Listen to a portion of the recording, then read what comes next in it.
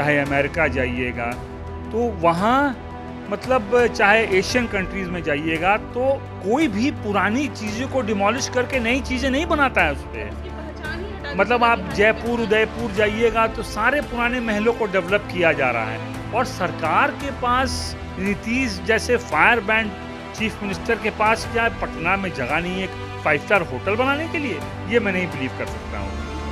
आप वहीं पे बना सकते हैं, उस पैलेस के अलावा भी बहुत बड़ी ज़मीन है उसमें, 5 एकड़ की लैंड बैंक है उसमें। एक जो पहले कॉन्सेप्ट था कि वो पुरानी बिल्डिंग को रिटेन किया जाएगा, बगल में एक 5 स्टार होटल उसी से मैचिंग बनाया जाएगा। अब हमको ये नहीं समझ में आ रहा है कि भाई एक पटना का ये लैंडमार्क है, उसका जो स्ट्रक्चर बनाया हुआ है, जिस तरह से उसमें इटालियन मार्बल लगा हुआ है, बर्मा टीक की लकड़ी का वुड वर्क किया हुआ है, ब्रास की फॉल सीलिंग की हुई जिस पे 22 कैरेट गोल्ड पेंट किया हुआ था। तो ये सब चीज़ें हमारी फैमिली उसमें रही है, क्या क्या वो टाइम हमारे वहाँ गुजरे हैं, वो सब बातें पब्लिक में करने की नहीं है। लेकिन डेफिनेटली सर सुल्तान अहमद बिहार में पटना यूनिवर्सिटी के पहले इंडियन वाइस चांसलर हुए, 39 साल की उम्र में हाई कोर्ट में जज हो गए, इंटरनेशनल कोर्ट। लेकिन ये डेवलपमेंट एक मुस्लिम प्रॉपर्टी पे करना उनका एक अक़लियतियों के वो इतने बड़े रहनुमा अपने को बताते हैं। सर सुल्तान साहब कोई रोड पे चलने वाले आदमी नहीं थे, बहुत ही रिनाउंड आदमी थे और उन्होंने ये डिसाइड किया था अपने ख़ानदान वालों के साथ कि हम 47 के डिवीज़न में पाकिस्तान नहीं जाएंगे, इंडिया में रहेंगे। तो आज उनका यही रीपेमेंट हो रहा है, शायद नीतीश कुमार के द्वारा इंडिया में रहने के लिए ये रिटर्न मिल रहा है कि भाई जिस मकान को, जिस महल को आपने बनाया, जो एक धरोहर है, उसको डिमोलिश करके आपका नामो निशान मिटा देना है। नहीं करना चाहता। और उसमें Bihar state road transport corporation 58 साल तक चलता रहा, तो हम लोग कंपनसेशन ही की लड़ाई लड़ते रहे। सुप्रीम कोर्ट में केस गया कंपनसेशन का, जिसका एक्सिक्यूशन केस आज भी लोअर कोर्ट में चल रहा है। सरकार ने कुछ पैसे जमा किए हैं सुप्रीम कोर्ट के आदेश के बाद, जो कि वो क्लेम करते हैं कि सही अमाउंट जमा किया है। बहुत ही हास्पद बात है कि सरकार ने इस महल के लिए 3,85,000 रुपया कोर्ट में जमा किया है। वो तो खैर भी चल रहा है मैटर, वो भी। तो हम लोग ने एक फ्रेश केस 2019 में फाइल किया था, जो हम लोग ने किया कि भाई चूँकि आप ये पब्लिक पर्पस से डाइवर्ट होकर एक 5 स्टार होटल खोल रहे हैं और ये 5 स्टार होटल पब्लिक पर्पस नहीं है, तो अभी उसमें हियरिंग नहीं हो पाई है। लेकिन अब एनी डे हम लोग उस पर मूव कर रहे हैं, मेंशन करके कि इसकी अर्जेंट हियरिंग हो और डिमोलिशिंग को रुकवाया जाए। ये सिंपल कॉन्सेप्ट है सरकार का कि सरकार को ये लग रहा है कि जब तक ये केस रहेगा, हमारा क्लेम उस बिल्डिंग पर रहेगा, तो उसमें होटल नहीं खुल पाएगा। चूँकि लीज होल्ड लैंड है, लैंड जो है वो सरकार का है, बिल्डिंग हमारी है, तो उस बिल्डिंग ही को उसके ऊपर से ये हटा देना चाहते हैं उस लैंड पर से, कि हमारा फिर क्लेम ही ख़त्म हो जाएगा। जब पैलेस हट ही जाएगा तो हमारा कोई क्लेम नहीं रहेगा। और आपको ये जानकारी होगी कि सरकार ने एक टेंडर भी किया था इसका, एक्सप्रेशन ऑफ इंटरेस्ट का एक टेंडर निकाला था कि इसी बिल्डिंग को डेवलप करके एक 5 स्टार होटल बनाया जाए, इसको भी रखा जाए और एक फ्रेश बिल्डिंग भी बनाया जाए।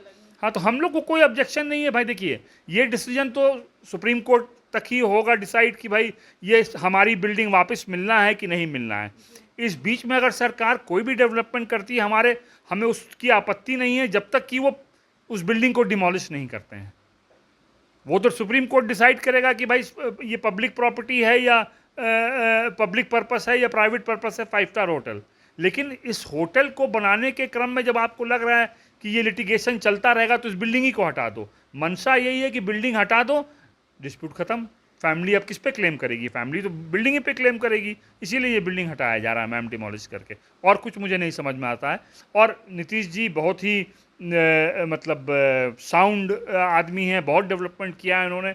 लेकिन ये डेवलपमेंट एक मुस्लिम प्रॉपर्टी पे करना उनका एक अक़लियतियों के वो इतने बड़े रहनुमा अपने को बताते हैं। सर सुल्तान साहब कोई रोड पे चलने वाले आदमी नहीं थे, बहुत ही रिनाउंड आदमी थे और उन्होंने ये डिसाइड किया था अपने ख़ानदान वालों के साथ कि हम 47 के डिवीज़न में पाकिस्तान नहीं जाएंगे, इंडिया में रहेंगे। तो आज उनका यही रीपेमेंट हो रहा है, शायद नीतीश कुमार के द्वारा इंडिया में रहने के लिए ये रिटर्न मिल रहा है कि भाई जिस मकान को, जिस महल को आपने बनाया, जो एक धरोहर है, उसको डिमोलिश करके आपका नामो निशान मिटा देना है। अब हो सकता है कि यही उनको पसंद आ रहा हो, तो वो कर सकते हैं। सरकार तो कुछ भी कर सकती है। सर सिर्फ जो आपने कहा कि मुस्लिम का ये जो हम लोग का ये धरोहर है, सिर्फ आपका ये मुसलमान धरोहर नहीं है, बल्कि ये पूरे बिहार के लिए ये बिहार की धरोहर है और उसे तुड़वाने की बात कही जा रही है। मैं एक और बात बताना चाहूँगी सर कि जब से सुल्तान पैलेस की आवाज़ उठाई जा रही है, लोग दूर दूर से आ रहे हैं इसे देखने के लिए कि क्या पर्यटन विभाग में जो सुल्तान पैलेस जो बना हुआ है, क्या वही सुल्तान पैलेस है? तो क्या लग रहा है इसको तुड़वा देने के बाद फिर ये मैरिन ड्राइव ये सब बनवाने का क्या मतलब? देखिए, समझना ये चाहिए कि दुनिया में चाहे आप यूरोप जाइएगा, चाहे अमेरिका जाइएगा, तो वहाँ मतलब चाहे एशियन कंट्रीज़ में जाइएगा, तो कोई भी पुरानी चीज़ों को डिमोलिश करके नई चीज़ें नहीं बनाता है उस पे। उसकी पहचान ही हटा दी मतलब पूरा आप बिहार की जयपुर, पहचान। उदयपुर जाइएगा तो सारे पुराने महलों को डेवलप किया जा रहा है और सरकार के पास नीतीश जैसे फायर बैंड चीफ मिनिस्टर के पास क्या है, पटना में जगह नहीं है एक 5 स्टार होटल बनाने के लिए? ये मैं नहीं बिलीव कर सकता तो हूँ। वहीं पे बनाने का अब वहीं पे बना सकते हैं, उस पैलेस के अलावा भी बहुत बड़ी ज़मीन है उसमें, 5 एकड़ की लैंड बैंक है उसमें। एक जो पहले कॉन्सेप्ट था कि वो पुरानी बिल्डिंग को रिटेन किया जाएगा, बगल में एक 5 स्टार होटल उसी से मैचिंग बनाया जाएगा। अब हमको ये नहीं समझ में आ रहा है कि भाई एक मतलब एक पटना का ये लैंडमार्क है, उसका जो स्ट्रक्चर बनाया हुआ है, जिस तरह से उसमें इटालियन मार्बल लगा हुआ है, बर्मा टीक की लकड़ी का वुड वर्क किया हुआ है, ब्रास की फॉल सीलिंग की हुई जिस पे 22 कैरेट गोल्ड पेंट किया हुआ था। तो ये सब चीज़ें हमारी फैमिली उसमें रही है, क्या क्या वो टाइम हमारे वहाँ गुजरे हैं, वो सब बातें पब्लिक में करने की नहीं है। लेकिन डेफिनेटली सर सुल्तान अहमद बिहार में पटना यूनिवर्सिटी के पहले इंडियन वाइस चांसलर हुए, 39 साल की उम्र में हाई कोर्ट में जज हो गए, इंटरनेशनल कोर्ट ऑफ जस्टिस के जज हुए, निज़ाम के प्राइम मिनिस्टर हुए, निज़ाम ट्रस्ट उन्होंने फॉर्मुलेट किया, राउंड टेबल कॉन्फ्रेंस में गए, एग्जीक्यूटिव काउंसिल में मेंबर थे। कोई छोटे मोटे आदमी नहीं थे और उनका ये बनाया हुआ बड़े बड़े लोग, उस सुभाष चंद्र बोस हों, जवाहरलाल नेहरू हों, गांधी जी हों, सब लोग उस घर में रहे हैं। तो इस चीज़ को मिटाने का कॉन्सेप्ट नहीं समझ में आ रहा है कि नीतीश जी जैसे आदमी कैसे ले सकते हैं। मतलब ये एक सेन माइंड से नहीं समझ में आता है हम लोग को कि इतने डेवलपमेंट ओरिएंटेड आदमी को एक इस तरह की चीज़ को डिमोलिश कर देने का कॉन्सेप्ट क्या उनके दिमाग में है। क्यों एक मुसलमान की एक वन ऑफ द मतलब मुस्लिम बिल्डिंग्स में one of the only surviving Muslim structures है जो पटना में ये बच रहा है। बाकी सब चीज़ तो ज़मींदारी के बाद ख़त्म ही हो गई, मुसलमानों की ज़मींदारी ख़त्म हो गई, लोग ख़त्म हो गए। एक चीज़ बची हुई टाउन के अंदर, मैं नहीं समझता हूँ कि एक ऐसा स्ट्रक्चर बच रहा है। अब क्यों उसको हटाना चाहते हैं वही जाने। आपने एक और बात बताई थी मुझे कि जब वो सुल्तान पैलेस में बहुत सारे ऐसे लोग हैं जो वहाँ पर आकर रहे थे, अभी अनीसाबाद या कहाँ कहाँ पे जाके वो लोग अभी नहीं, रह रहे हैं। 47 में आपको आइडिया होगा कि आप गांव जाइएगा, पाली हमारा जहानाबाद डिस्ट्रिक्ट में है। तो पाली भी जो जहानाबाद डिस्ट्रिक्ट है वो राइट के टाइम में सर सुल्तान साहब के इन्फ्लुएंस से अनटच रहा, जबकि पूरा बिहार राइट्स, तेल्हाड़ा, सरिस्ताबाद सब अफेक्टेड रहा, लेकिन पाली नहीं अफेक्टेड रहा। इसलिए कि उनका ऐसा लाइफस्टाइल था, ऐसा कॉन्सेप्ट था कि मतलब गंगा जमनी तहजीब से हम लोग को बड़ा किया गया। पाली में भी यही कॉन्सेप्ट है, तो ये वहाँ पे कभी भी डिस्टर्बेंस नहीं हुआ। और सुल्तान पैलेस में 1947 से 51 तक वहाँ लोग हज़ारों आदमी उस कैंपस में रहते थे प्रोटेक्शन में, चूँकि उनके पास कहीं जाने की जगह, पूरे बिहार से लोग आके उस जगह में रहते थे। हमारे फादर जस्टिस शमसुल हसन साहब जो वहाँ उस चीज़ की देख रेख करते थे under the guidance of his grandfather, उनको बिहार गवर्नमेंट उस टाइम में अवार्ड किया था इस चीज़ के लिए। कितने लोगों को लुक आफ्टर 3 साल अपने खर्च पे हमारी फैमिली ने किया था। जो लोग आज के दिन में जाके समनपुरा में, अनीसाबाद में, फुलवारी में बसे हैं, सारे लोग सुल्तान पैलेस में रहते थे वहाँ।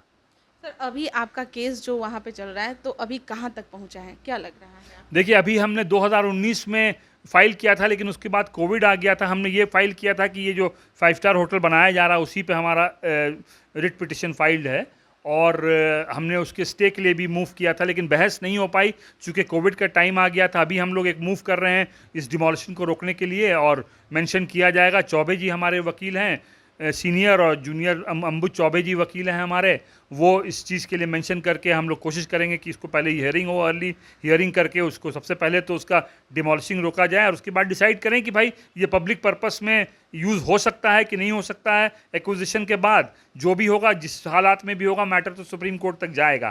तो जब तक सब जुडिस है मैटर, सरकार उसको रहने दे। अगर कोर्ट ये डिसाइड करेगा कि भाई हमारे फैमिली का कोई राइट नहीं है, तो उसमें जो खोलना चाहे खोलें, लेकिन उसको डिमोलिश करने के लिए हम चाहते हैं कि ये चीज़ नहीं होना चाहिए। बहुत बहुत धन्यवाद आपका सर। तो सुना आपने इस सुल्तान पैलेस की ये जो कहानी है वो आपने सुना, ये बिहार की धरोहर है। बहुत सारे ऐसे लोग हैं जो अभी भी हमारी खबर को देखकर वो लगातार वहाँ पहुँच रहे हैं और उसे देख रहे हैं कि आखिर क्या है इसका इतिहास। आप समझिए बिहार की यह पहचान है और बिहार को अपने ही पहचान से हटाया जा रहा है। इनका पूरा परिवार वहाँ पर रहा, अब क्या इन लोगों पे बीत रहा होगा ये आप समझ सकते हैं। चलिए फिलहाल के लिए बने रहें लाइव बिहार के साथ, जैसे ही इस खबर की और भी कुछ अपडेट होती है हम आप तक जरूर पहुँचाते हैं। लाइव बिहार यूट्यूब पर सब्सक्राइब और फेसबुक पर लाइक जरूर करें।